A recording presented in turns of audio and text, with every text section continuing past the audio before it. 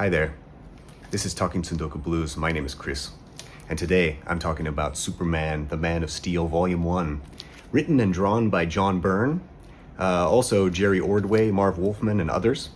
This is from way back in 1986, when Superman's origins were reimagined and the character was updated for a new age. It looks a little classic now in 2025, but as you can see, I have this sealed edition. And I'm really excited to take a look at this. Kind of brings me back to the good old days.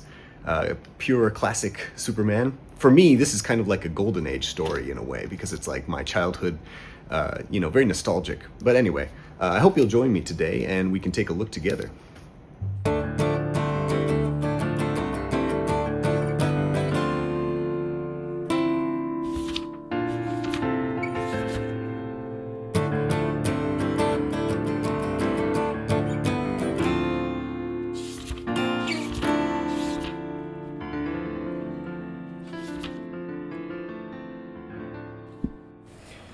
All right, let's get this baby opened up.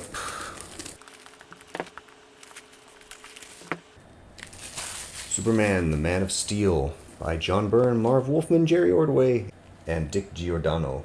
Classic cover there, busting out of the suit and tie. The new Metropolis. And inside, you can see on the flap there, Superman smash. But his face is lost in the gutter a little bit there, so he looks kind of funky. On the back, a little bit better there. Yeah, there you go. Classic Superman. Underneath the dust jacket. Love how his cape's just like fluttering out behind him. Looks really cool. And Superman smash again.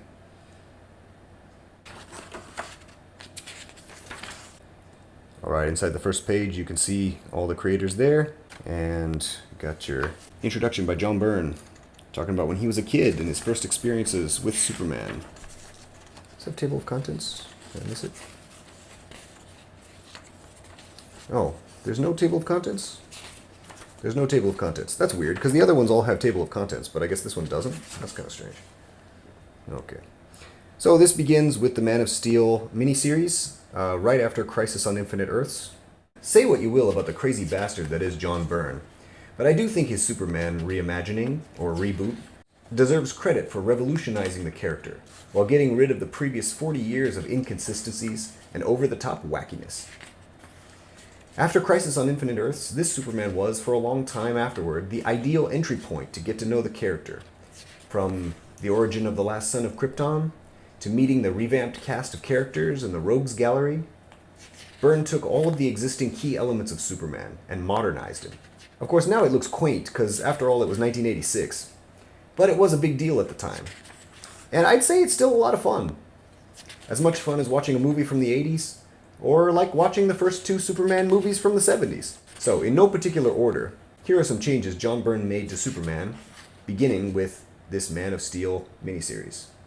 To begin with, Superman is the only survivor of Krypton's destruction. And Superman's parents are both still alive, which is actually more important than you would think. I also like how Krypton is kind of reimagined and rewritten to finally prove why kryptonite is so deadly. Now Krypton explodes because of all the elements in the topsoil are undergoing nuclear fusion. That's turning them into a radioactive metal.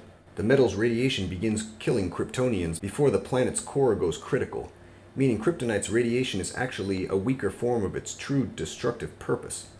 And this factors into why baby Superman needs to be protected, and why he's inside of a birthing matrix that's basically his rocket.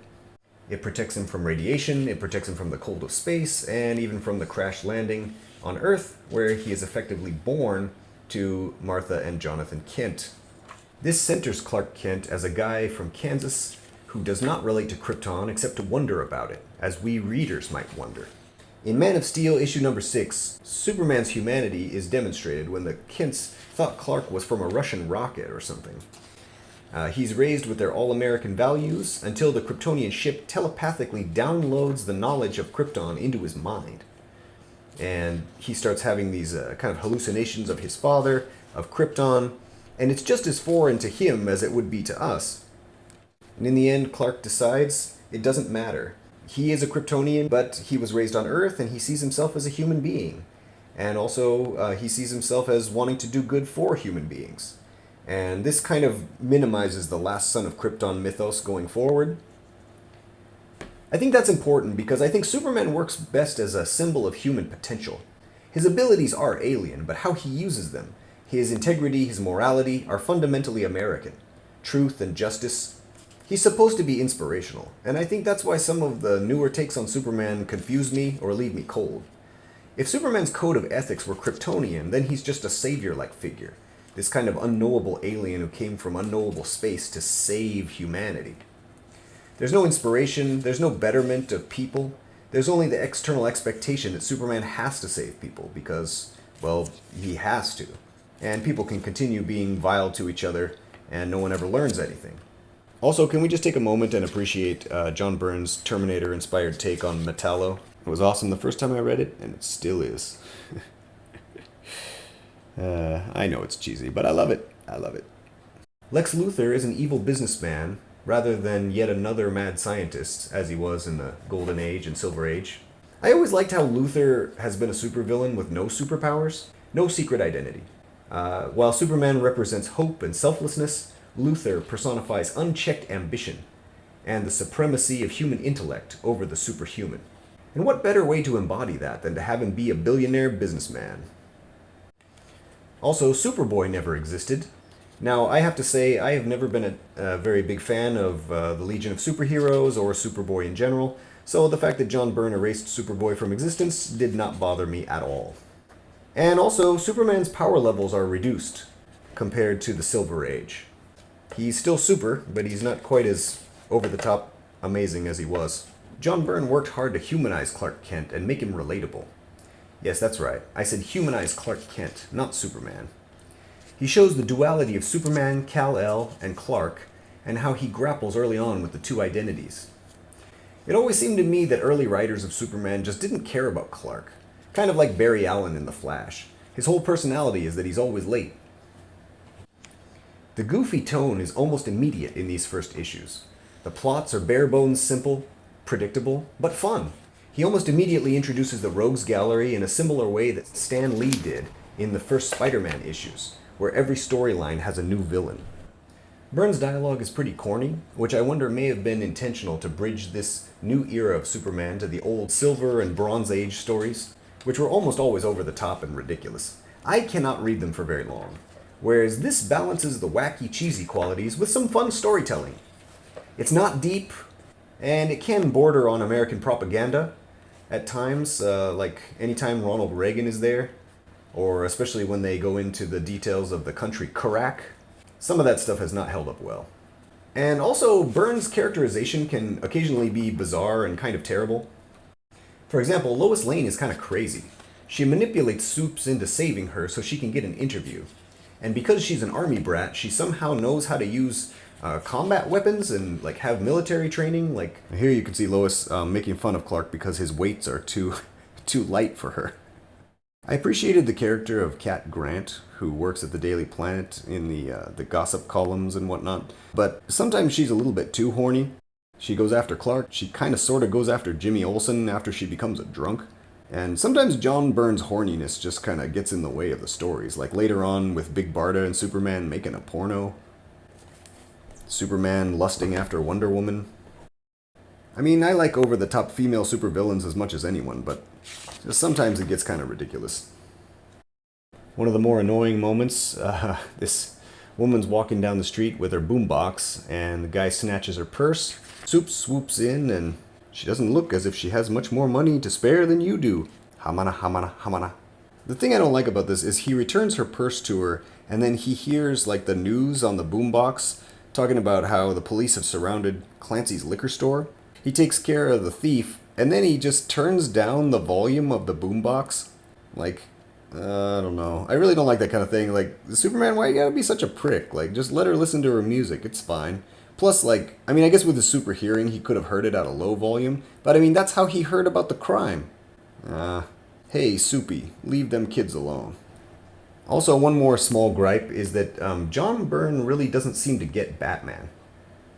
Like, in this issue, One Night in Gotham City, from Man of Steel Volume 3, with the debut of Mockingbird, Batman tells Superman he devised a way to stop him. If you penetrate the field surrounding my body, an electronic signal will go out instantaneously. That signal will detonate a bomb hidden somewhere in Gotham City. The explosion will kill an innocent person. Superman gets amazed. What? You'd really do that? What kind of inhuman monster are you?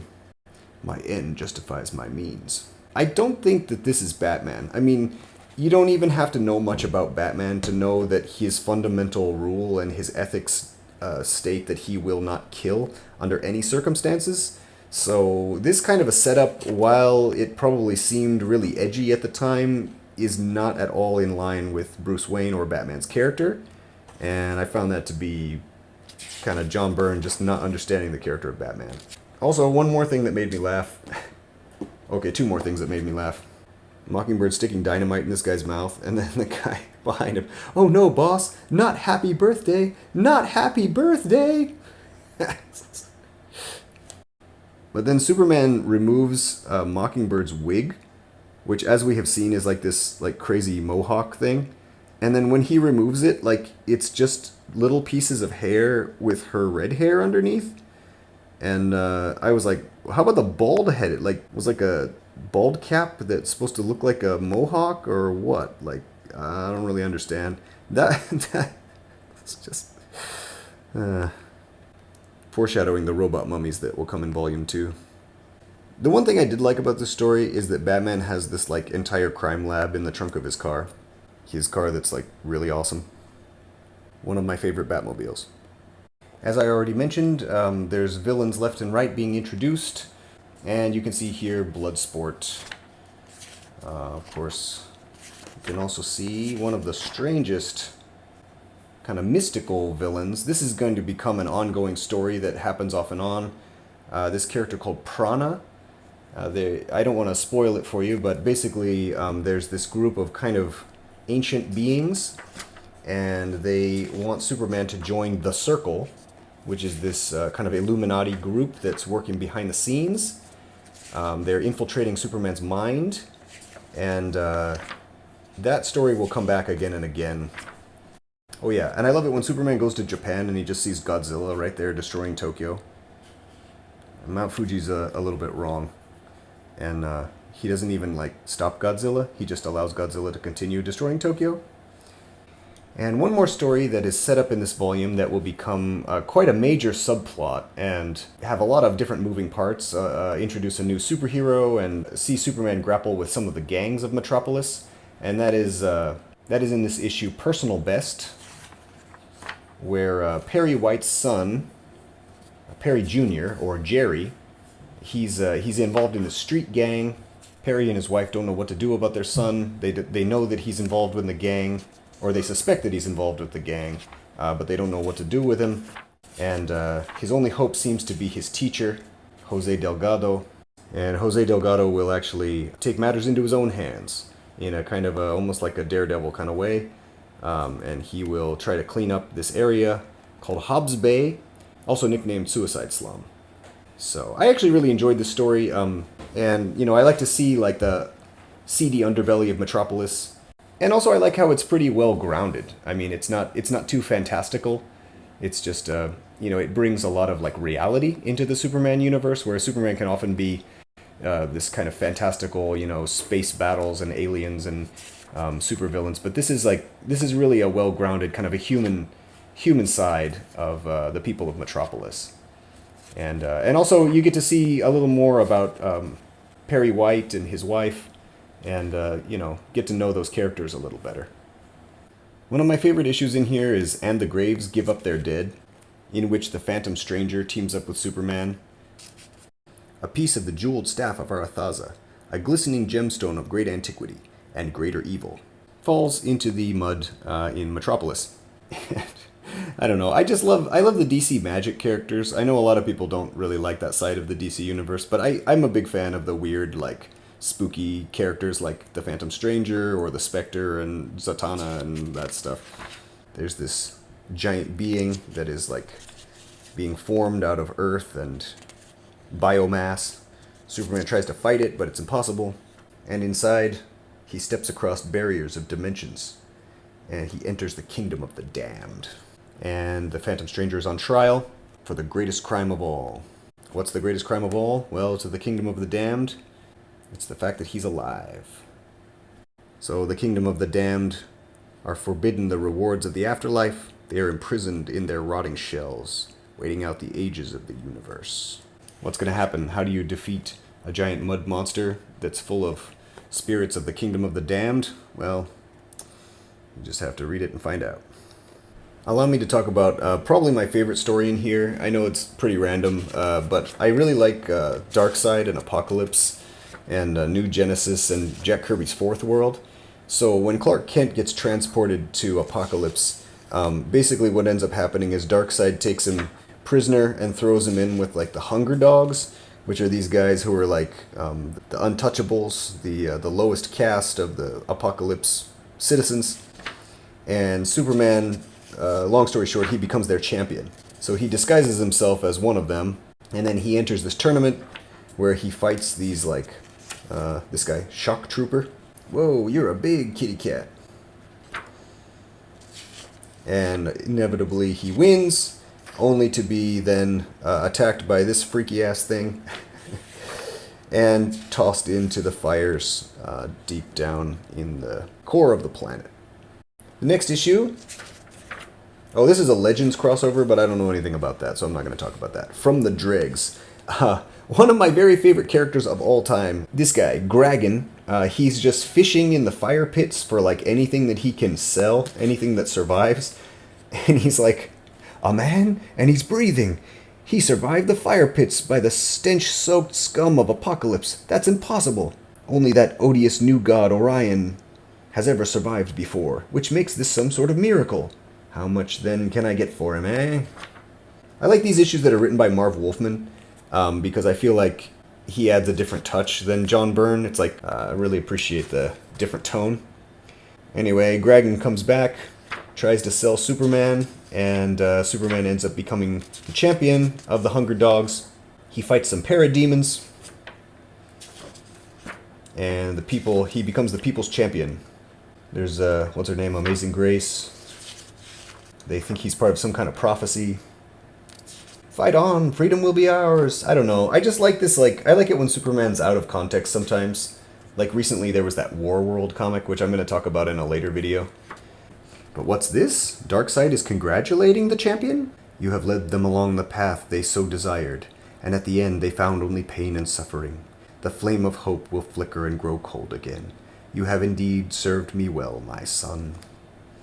I almost like Superman's costume too as the champion, but he's got that frilly shoulders and little skirt on. Yeah, it's the 80s, what are you gonna do? Oh yeah, and they all live in the Armaghetto. The Armaghetto! Alright, I hope you enjoyed that Man of Steel Volume 1 by John Byrne and others. It's pretty good stuff, and I'm going to do some more videos. I'm going to do Volumes 2 through 4 next, and try to keep these videos short and sweet, and please join me for more of that stuff, and I'm just making Superman videos till the movie comes out, and then after that I'm going to go back to making more videos about books and music and indie comics and that kind of stuff, so bear with me a little bit longer for the Superman stuff. And anyway, thank you so much for watching. See you later.